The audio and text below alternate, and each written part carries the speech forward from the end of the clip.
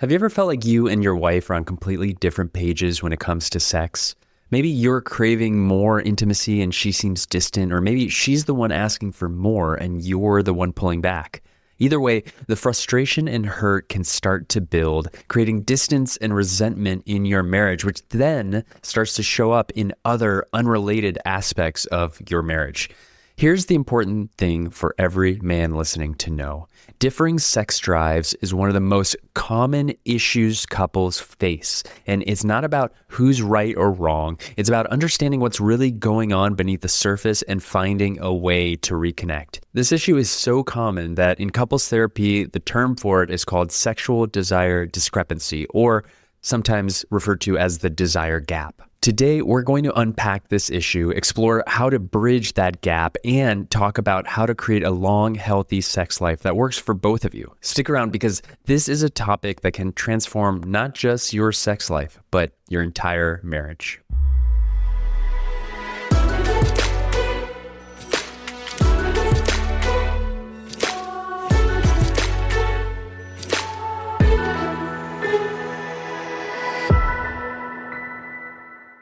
Welcome to Better Husband, the podcast that helps you answer the question, how can I be a better husband? I'm Angelo Santiago, a men's marriage and relationship coach, and today we're diving into one of the most sensitive and important topics in marriage, managing differing sex drives. We'll explore why this issue is so common, the impact it has on your relationship, and most importantly, what you can do about it. By the end of this episode, you'll have actionable steps to take that can help you and your wife reconnect both emotionally, physically, and sexually. And if this is something you're struggling with personally and you want to connect with me to go a little bit deeper on your specific situation, know that you can reach out to me by email or set up a free 30-minute consultation. The links for both of those in the show notes. So let's start off by talking about why this issue comes up in so many marriages. And I'll start off how I like to share most topics with a story. So one of my clients, and we'll call him James in this scenario, came to me feeling really frustrated. He wanted more sex in his marriage, but his wife really seemed distant to him and uninterested. And the more he brought it up, the more she pulled away. When we started to look into it, and I invited him to check in and actually ask his wife about what was going on for her and how she felt, she shared with him that she felt pressured and kind of disconnected in their marriage, which didn't make her want to be sexual with him. Does this sound familiar to you? If it does, I want you to keep on listening because this is both a super common problem in marriages and there are steps you can take to fix it. Here's what we did. When we unpacked the entire situation, it became clear that the issue wasn't just about sex. It was about intimacy. Intimacy isn't just one thing, and that's where a lot of couples get stuck. There are actually several categories of intimacy, and they all matter in a relationship. Here are the ones I want you to know about. The first one, emotional intimacy. This is about sharing feelings, being vulnerable, and creating a safe space for open communication with each other. This is about feeling truly seen and heard by your partner. The next one is physical intimacy. Now, this one is non-sexual. So this is non-sexual touch like hugging, cuddling, or holding hands. These moments of affection build closeness and trust with your partner. The next one is the one we're talking about, sexual intimacy, the physical and emotional connection that comes through sex. It's about understanding and honoring each other's desires and boundaries. Next, there's relational intimacy, how you work together as partners, how you build trust, how you support each other, and how you show each other that you're on the same team. And also, there's intellectual intimacy, sharing thoughts, ideas, engaging in meaningful conversations. It's more of a mental connection, but it keeps this level of curiosity alive with each other. And lastly, there's spiritual intimacy. And this is finding alignment in your values and your beliefs or your life purpose. And this can be shared faith practices or simply supporting each other's own personal growth. Now, why it's important to understand these different categories of intimacy is that when some or several of these are out of balance, it affects the entire relationship. So back to James.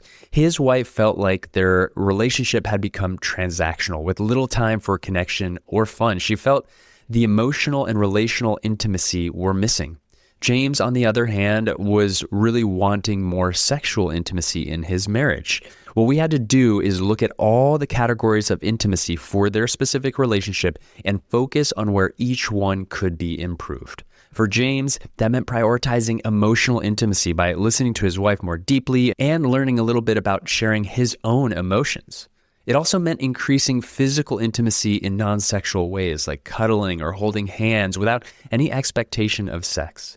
I also invited James to look at what other aspects of intimacy that he wanted that were beyond the sexual, so that when he was asking for something from his wife, it wasn't always about sex. And this is one of the actionable items that I'm going to offer you at the end of this episode of what you can do if you keep asking and it's not working out for you. So the story with James and his wife might resonate with you, whether you're the one asking for more sex or the one pulling back. Either way, the key is to stop seeing sex as the problem and start looking at the relationship as a whole. Now, before I get into how to work on each of these categories of intimacy, I do want to make a quick note here. There are other reasons why differing sex drives happen, and sometimes they're a little bit more complicated than the intimacy levels that are out of balance. And these reasons, it's very critical for you to really know your partner. And depending on how connected you are and how open you are about your past and your current situation with each other, you may or may not know these things about your partner. The first one is coming to an understanding that there are biological factors that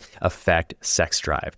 Different hormonal changes, stress, fatigue, all these things can impact the desire.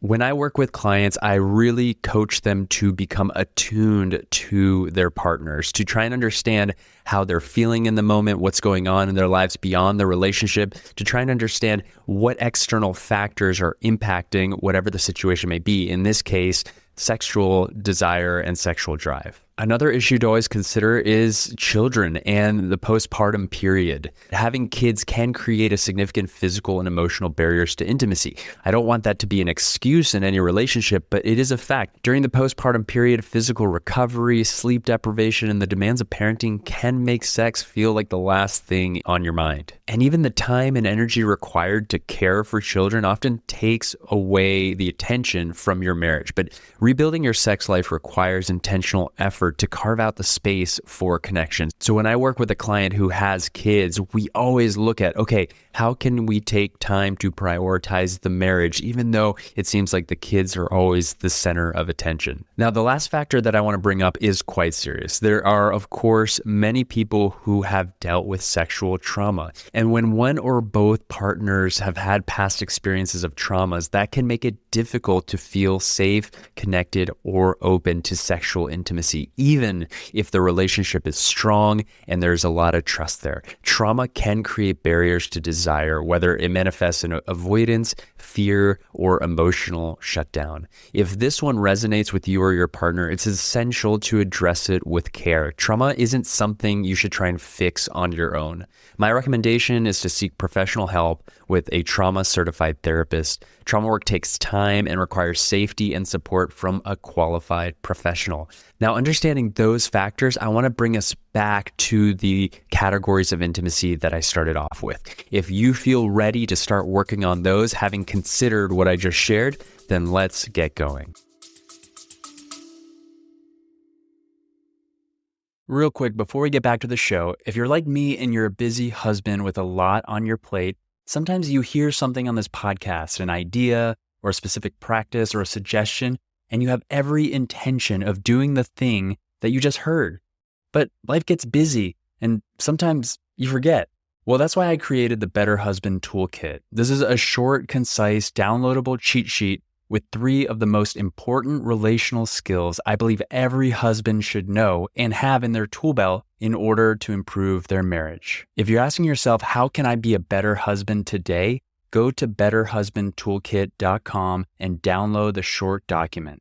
And if you have any questions, you can email me. I'd be happy to offer you some more support. Again, go to betterhusbandtoolkit.com or click the link in the show notes and get your toolkit today. Now back to the show. Here are 6 steps that I want you to start focusing on. The first one is focus on emotional intimacy first. Emotional safety is the foundation for physical intimacy. So start by asking yourself, am I prioritizing emotional connection in our relationship? For a lot of men that I work with, this can be a challenge because they're not attuned to their own emotions. And when they aren't, how can they be attuned to their partner's emotions? Sometimes emotions can be scary things because we weren't brought up as young boys talking about them or experiencing them or really learning about how to express them with each other, let alone a partner. Now, if you struggle with naming your emotions or even being able to talk about them, then let me break them down to 7 primary feelings. From here, there's, of course, like primary colors. There's a variety that extend, then mix and get a little bit more detailed, but these are the 7 I want you to consider. And as I say them, think about which ones you feel really comfortable sharing, feeling, talking with others about, and which ones you tend to either numb out or hide or repress or try to avoid altogether. Ready? Here they are. Joy, pain, anger, fear, shame, guilt, love. There is a good practice for you here where you can spend some time at the end of each day just thinking, when did I feel joy today? When did I feel anger today? When did I feel shame today? And just go through these 7 primary feelings and acknowledge when they came up for you. This is a way for you to start connecting with your emotions.